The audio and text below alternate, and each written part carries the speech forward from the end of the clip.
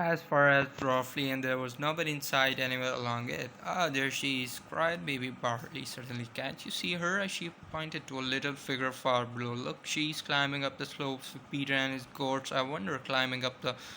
Why he's taking them up so late today. Well, he'll keep an eye on her, all right, and you can get on with your story.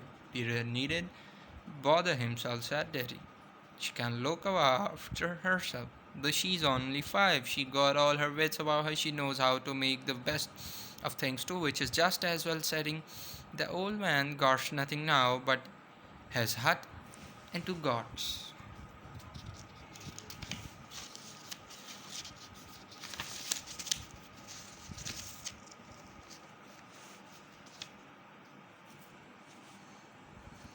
We are related to almost everyone in Dorfrey one way or another. The whole village soon called him Uncle too. Then when he went to live right up there on the mountain, it became Uncle Alp. And what happened to Tobias? Bobby asked eagerly.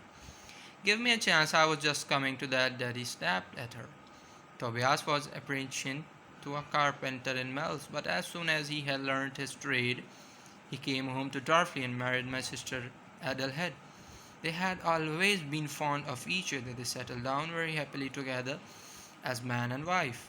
But that didn't last long. Only 2 years later, he was killed by a falling beam while he was helping to build a house. Poor Adele had got such a shock when she saw him carried home like this that she fell ill with a fever and never walked again. She had not been very strong before and used to have queer turns when it was hard to tell whether she was asleep or awake. She only survived him by a few weeks. That's a tongue's wagging, of course, people said. It was Uncle's punishment for his misspent life.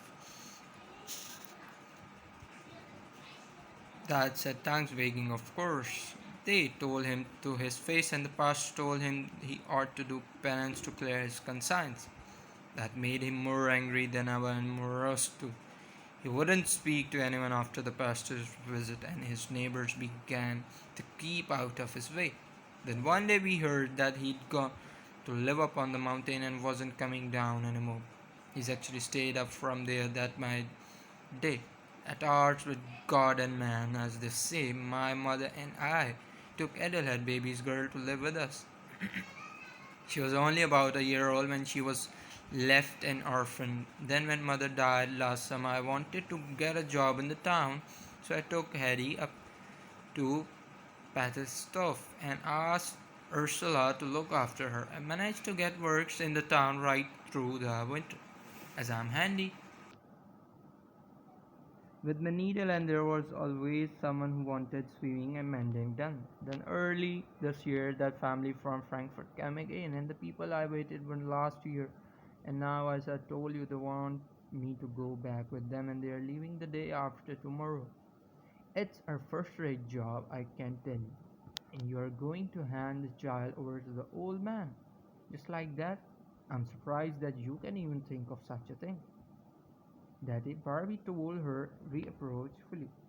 Well, what else can I do? Demanded Daddy angrily. I've done my best for her all these years, but obviously I can't settle myself with a 5-year-old child on this job. Look, we are halfway to Uncle's now. She went on.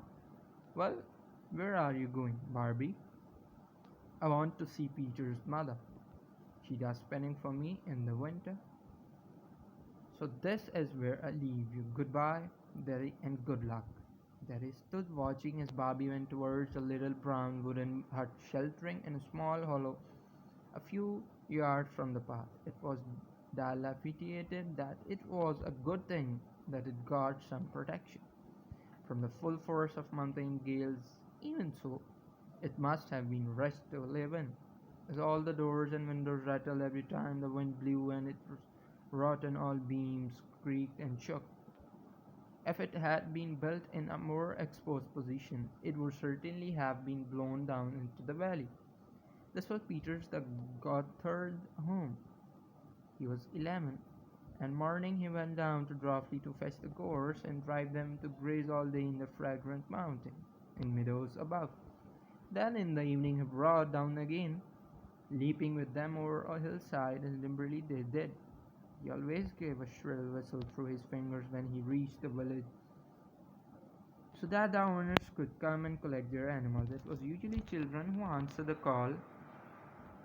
Not even the youngest was afraid of these gentle goats during the summer months. This was the only chance Peter had of seeing other boys and girls. For the rest of the time, goats were his only companions. He spent very little time at home with his mother and his old blind grandmother who lived with him. He used to leave the hut very early after bolting his breakfast of a piece of bread and mug of milk. And he always stayed as long as possible with the children in Dorf. So he only got back possible with the children roughly in time to gobble his supper and tumble straight into bed. His father had been a goatherd before him, but he had been killed several years ago when felling a tree. His mother's name was Bridget, but she was seldom called anything but the grand goatherd's mother, and his grandmother was just Ganny to anyone, old and young alike. For several minutes after Bobby had left her, Daddy looked anxiously about for two children with the goats, but there were no sign of them. She climbed a little farther up the path to get a better view and then stopped to look again. She was getting very impatient. The children had strayed far away from the path, for Peter always went his own way up the mountain. What mattered was where his goat would find the best bushes and shrubs to nibble. At first, Heidi had scrambled up after him, puffing and panting, for her load of cloths made climbing hard. Hot work. She did not complain, but she looked enviously at Peter running about so freely on bare feet in comfortable trousers, and at the goats whose nimble little legs carried them so lightly up the steep slopes and over bushes and stones. Then suddenly she sat down and pulled off her boots and stockings. She unwound the thick red scarf and quickly unbuttoned her. About it, don't stand there gaping, as if you were rooted to the ground. I'm late as it is, said Peter. He'd made no attempt to move, but stood with his hand in his pocket as he had done all the time. Daddy had been shouting at Heidi. Well, you won't get very far if you just stand there staring, said Daddy. Look, here's something for you. She made her tone more persuasive and held out a bright new coin. The sight of it stirred him to action, and he dashed off with giant strides down the steep slope. He snatched up the pile of clothes and was back with them in no time. Daddy had to admit that he had earned his reward. He tucked the coin away deep down in his pocket with a very broad grin, for such riches did not often come his way. Now you carry the things up to Uncle's for me. You're going that way, may I know? And Daddy began to climb the steep path behind the goatherd's hut. Peter was quite willing and followed on her heels, holding the bundle under his left arm and swinging the stick he used for the goats in his right hand. It took nearly another hour to reach the high pasture where Uncle Alp's hut stood on a little plateau. The little house was exposed to every wind that blew, but it also caught all the sunlight and commanded a glorious view right down the valley. Three old fir trees with huge branches stood behind it. Beyond them, the ground rose steeply on the top of the mountain. There was rich grazing land immediately about the hut. But then came a mass of tangled undergrowth leading to bare and rugged peaks. Uncle Alp had made a wooden seat and fixed it to the side of the hut looking over the valley. Here he was sitting peacefully with his pipe in his mouth and his hand on his knees. As the little party approached, Peter and Heidi ran ahead of Daddy for the last part of the way. I didn't need them, replied Heidi, as if that were quite sufficient explanation. You stupid child, haven't you sense at all? Scolded Daddy.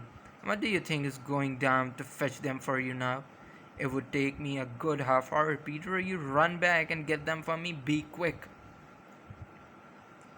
Oh, you naughty little thing, she cried crossly. What on earth made you take your clothes off like that? What's the meaning of it?